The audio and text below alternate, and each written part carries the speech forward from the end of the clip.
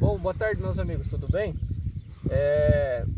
Quero gravar esse vídeo mostrando didaticamente para vocês o potencial de crescimento de raiz que uma planta pode ter, né? Se uma planta for alocada num lugar que tem boas condições químicas, físicas e biológicas para acontecer o crescimento radicular. Aqui nós temos um milho em pré-pontuamento, né? Esse milho aqui em pré-pontuamento, essa trincheira aqui, ela tem mais ou menos 80 centímetros de profundidade até aí embaixo, tá? A gente consegue visualizar aqui pela trincheira, né, um massivo desenvolvimento radicular nesses 80 centímetros da trincheira. Vocês podem ver que a parte mais grossa da raiz, ó, ela vai crescendo aqui para baixo, aqui, ó. Então provavelmente a gente vai ter um desenvolvimento radicular desse milho aqui muito bom, né, até 1 metro de profundidade, tá? E por que, meus amigos, é interessante nós termos uma distribuição de raiz vigorosa, né, no perfil do solo? Nós que cultivamos, né, cereais em países de ambiente tropical, né, como no Paraguai, na Bolívia, no Brasil, o que mais limita a nossa produtividade, né, tem limitado aí, é a falta de água, o estresse hídrico, tá? Porém, chove, tá? Mesmo chovendo, a gente tem limitação de produtividade por estresse hídrico, tá? O que acontece então, pessoal? O que está acontecendo para a lavoura está sendo muitas vezes afetada, né, a produtividade pela limitação do estresse hídrico. Acontece que muitas vezes a chuva ou não infiltra direito no perfil do solo, tá? Porque o solo ele é um grande armazenamento, uma grande caixa d'água, né? Um grande reservatório de água. Aqui, ó, vocês podem ver que a gente está sobre um solo bastante argiloso. É um solo que vai ter seus 60, 70% de argila. Esse solo aqui, se a gente fazer uma curva de retenção de água nesse solo aqui, ele consegue chegar, né? Eu tenho alguns dados desse tipo de solo que a gente consegue chegar até muito próximo a 2 milímetros, né, de água por centímetro de solo, tá? Ou seja, esse solo tem uma capacidade bastante alta de armazenamento de água, tá? A evapotranspiração do milho, em média, entre 6 e 7 milímetros por dia, tá? Então, uma lavoura de milho, ela precisaria aproximadamente 40 milímetros de água por semana para ter um bom desenvolvimento, tá? Para não ter falta de água, para não ter o crescimento, né, limitado pela falta de água.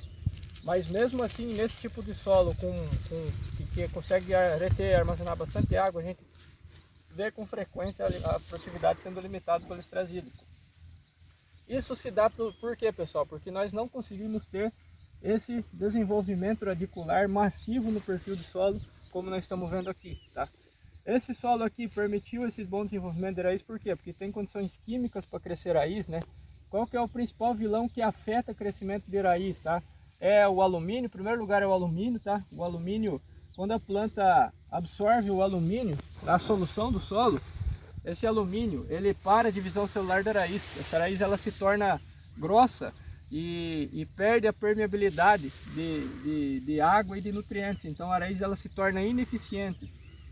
O alumínio, para ser absorvido, como todos os outros nutrientes, ele precisa estar numa forma iônica no solo que ele é solúvel na água, tá? Então o alumínio 3, a espécie iônica alumínio 3, é o alumínio solúvel na solução do solo.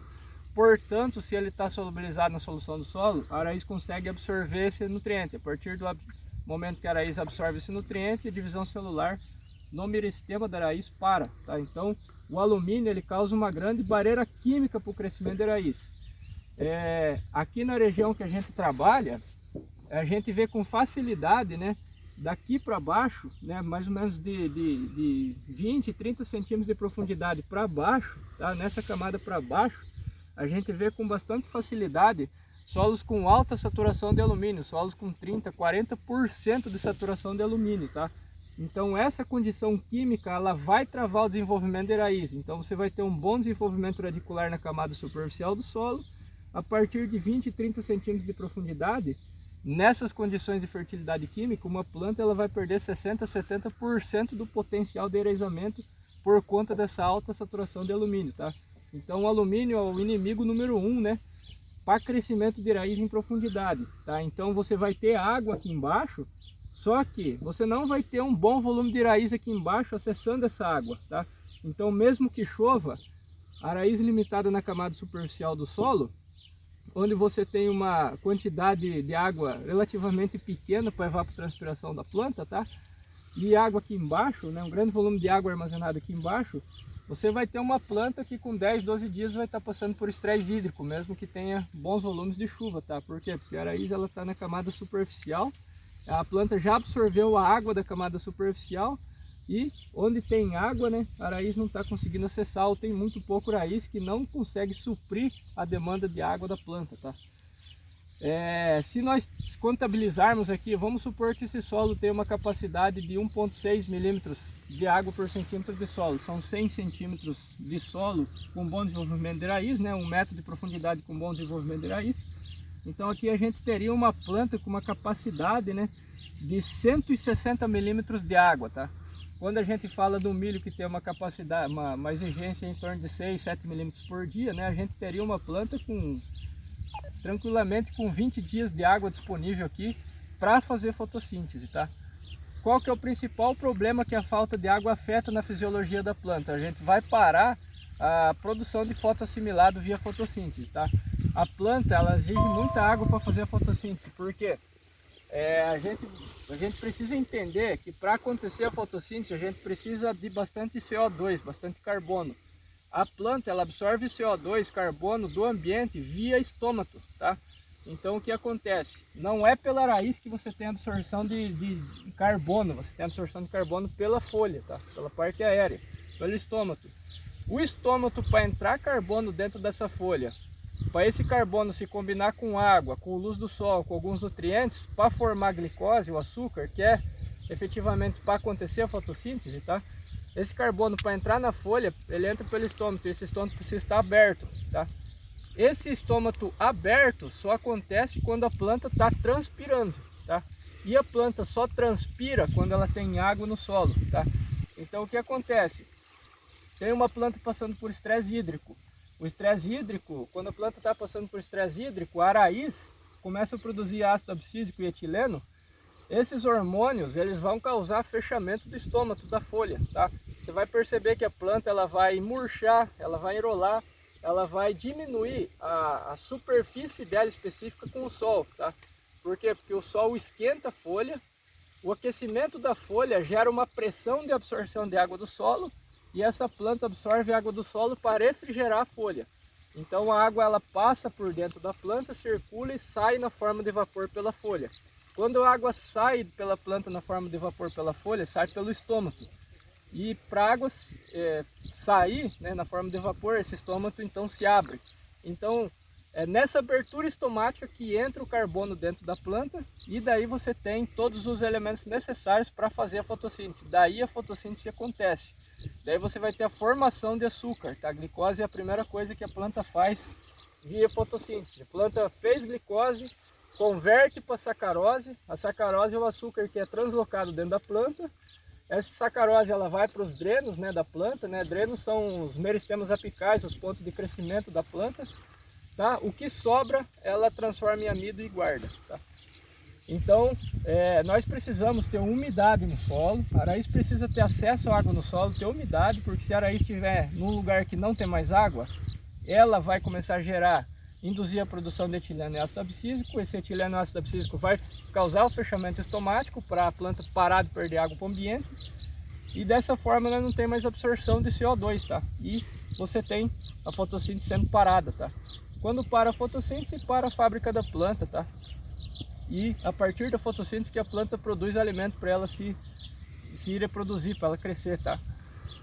A planta de milho, para ela absorver uma molécula de carbono, ela tem que evaporar em média 160, 170 moléculas de água, tá? A planta de soja, para absorver uma molécula de carbono, ela tem que evaporar em média 400, 500 moléculas de água. Então vocês vejam, né, que a eficiência da fotossíntese da planta de milho é muito maior que a planta de soja, né?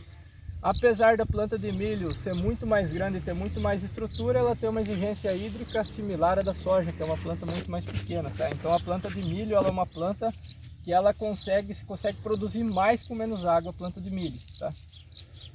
Mais grãos com menos água, tá? Então, pessoal, parte química, então o alumínio causa o travamento e desenvolvimento de raiz. Para manejar o alumínio em profundidade, nós temos gesso, né? Nós podemos trabalhar com correção de calcário em incorporação profunda, né? Temos gesso, tá? Gesso agrícola, muito importante. Fósforo, boro e cálcio são os principais elementos que causam, que afetam o desenvolvimento da raiz, tá? Então o solo ele tem que ter um perfil bom, com bons teores de boro, tá? O boro ele está diretamente relacionado à divisão celular no meristema, tá? O meristema é a ponta da raiz, a ponta da... O meristema é qualquer ponto de crescimento, tá? A raiz, como vocês vejam que a raiz aqui ela tem muitos pontos de crescimento e desenvolvimento, então a raiz tem muito meristema. Então a raiz ela é muito exigente em boro, tá? Pode ter divisão celular. Fósforo para produção de energia, ATP, porque o crescimento radicular exige uma grande quantidade de energia. Cálcio também ele está diretamente relacionado a crescimento de raiz, tá? Para a divisão celular do meristema de raiz. Magnésio, potássio, por quê? Porque a gente tem magnésio, potássio e boro também como principais elementos que fazem a translocação do açúcar da folha para a raiz, tá? Então a planta ela produz carboidrato, açúcar aqui na folha. E como a raiz é uma parte da planta que está em desenvolvimento, crescimento, absorvendo nutrientes, absorvendo água, a raiz ela tem uma alta demanda energética, uma alta demanda por comida, tá? A raiz ela está escondida no solo, então a raiz não faz fotossíntese, então a raiz é só um dreno da planta. A fotossíntese é feita só na parte aérea, onde tem exposição à luz do sol. Então a fotossíntese produz essa comida que a raiz precisa aqui na parte aérea. E o magnésio, o potássio, o boro, o fósforo são elementos responsáveis por pegar esse açúcar que está sendo produzido aqui na parte aérea, né? E levar para a raiz, tá? Levar para a raiz poder aproveitar esse açúcar, quebrar esse açúcar, oxidar esse açúcar, transformar esse açúcar em energia para gerar crescimento de raiz, para gerar absorção de água, para gerar absorção de nutrientes, tá? Quando a gente fala em gerar energia a partir da translocação, o açúcar é translocado da parte aérea para a raiz, tá? O açúcar ele chega aqui na raiz. Para esse açúcar ser oxidado, para esse açúcar gerar a energia que eu estou falando para vocês, essa raiz ela precisa de um insumo bastante importante que é o oxigênio, tá? A função da respiração em todo ser vivo da natureza, do planeta Terra, é geração de energia. A respiração ela promove a quebra da molécula do açúcar e quando você quebra essa molécula do açúcar, você tem a liberação de energia. Então a raiz ela é altamente dependente de oxigênio no perfil do solo, tá? Por quê? Porque esse açúcar vai vir da parte aérea, vai chegar na raiz, tá? Esse açúcar que está na raiz, para a planta conseguir usar esse açúcar, ter essa energia para causar esse crescimento de raiz aqui, que vocês podem ver que está bastante vigoroso, precisa de muito açúcar, de muito oxigênio, precisa de muita respiração. Então o que acontece? Se o teu solo estiver compactado, tiver com a parte física dele comprometida, a quantidade de oxigênio que você tem no perfil do solo é muito baixa, é muito pequena. Essa quantidade pequena de oxigênio no perfil do solo vai ocasionar uma baixa respiração radicular. Com essa baixa respiração radicular, você não vai ter liberação de energia aqui na raiz. Então essa raiz vai crescer pouco simplesmente porque não tem oxigênio, não tem como ter respiração na raiz. O açúcar vai se acumular aqui na raiz e vai virar álcool. E isso aí pode gerar o fenômeno da acidose na raiz, inclusive matar essa planta, tá? Pode se acumular açúcar em ambiente anaeróbico com pouco oxigênio. Na raiz esse açúcar vira álcool e esse álcool ele causa o processo de acidose na raiz, mata a raiz e mata a planta, tá? Isso é muito frequente, a gente vê bastante isso didaticamente em solo que tem encharcamento. Solo que tem encharcamento, morre todas aquelas plantas naquela areboleira, principalmente pelo processo da acidose, tá? Porque solo encharcado não tem oxigênio, o açúcar está na raiz, ele vira álcool e mata a planta. Então parte química é alumínio, meus amigos. Alumínio nós vamos resolver na parte superficial com calcário, na parte subsuperficial com gesso, tá? Doses de gesso para trabalhar alumínio aqui embaixo não são doses baixas. Não precisa ter medo de usar gesso, desde que você use o gesso de forma técnica. Você primeiro tem que entender o que é o gesso, o que ele faz no solo, quais são as reações do gesso no solo, o que cada tonelada de gesso vai impactar na fertilidade química do solo. Depois que você entender isso, você pode trabalhar seguramente com gesso. Uma das fórmulas mais assertivas para recomendação de gesso é a fórmula do professor Carlos Guimarães. É uma das metodologias que eu trabalho, principalmente em solo argiloso, solo arenoso. Eu trabalho mais com teor de cálcio em profundidade, tá? Eu mesmo esse ano tenho áreas de 5, 6 toneladas por hectare de gesso em superfície, tá? Então vocês não precisam ter medo de usar gesso, tá? É mais ou menos por aí. parte química é alumínio, calcário, gesso, boro, fósforo, potássio, magnésio para translocação de açúcar. Tudo isso vai aumentar o acesso da planta à água, vai manter a planta durante o ciclo dela de 110, 115 dias, né, fazendo fotossíntese, né, por mais tempo, e a fotossíntese é comida, tá? Quanto mais fotossíntese a planta faz, mais estrutura ela gera, mais cresce, mais vai ter para encher grão, tá? Então vocês vejam que se você melhorar o ambiente radicular para crescimento de raiz, você vai ter aumento de produtividade. Aqui vocês podem ver também, além de vocês ver que a raiz ela pode crescer muito no solo se você ajudar, vocês podem ver que a amostragem de solo só de 0 a 20 é muito rasa. 0 a 20 daqui, ó, tá? Isso daqui não é suficiente para manter a planta, né? Isso aqui não é nada do potencial de crescimento de raiz. Isso aqui não é nem 1/5 do potencial de crescimento de raiz no perfil do solo. Então o mínimo que vocês devem fazer é trabalhar com pelo menos uma estratificação de fertilidade do solo até 40 centímetros de profundidade, tá? 40 já é um bom começo, né? Mas o ideal é que seja feito a 60 centímetros de profundidade. Avaliação da parte física, avaliação química do perfil do solo. Não adianta ficar arrumando só 0 a 20, tá? Você tem que arrumar mais profundamente o solo, tá? Para você ter aumento de produtividade, se você quiser galgar altas produtividades, tá? E é mais ou menos por isso aí. Aqui do lado nós temos uma soja, tá? Basicamente é a mesma coisa. Nós temos uma soja aqui. Aqui é uma soja que ela não tá muito bonita, tá? Mas vocês podem ver que até essa soja aqui tem baixo crescimento aqui, provavelmente aqui tem nematóide cisto, tá? Essa mancha. Vocês podem ver que você tem um bom crescimento de raiz da soja a 50 centímetros de profundidade. Então você que acha que soja não cresce raiz em profundidade, está enganado aqui, ó. Pivô aqui para baixo, aqui, ó, 50, 60 centímetros de profundidade. Ó, a raiz aqui, ó, tá? Nódulo, tá? Então a raiz da soja ela cresce também, responde também o aumento da fertilidade do solo em profundidade para crescimento de raiz e consequentemente isso vai afetar crescimento na parte aérea. Se uma soja feia dessa daqui está desse jeito, então imagina como uma soja de alto potencial não tem raiz, volume de raiz em profundidade, tá? Outro detalhe que eu queria deixar, vamos voltar no milho aqui que fica mais fácil de explicar.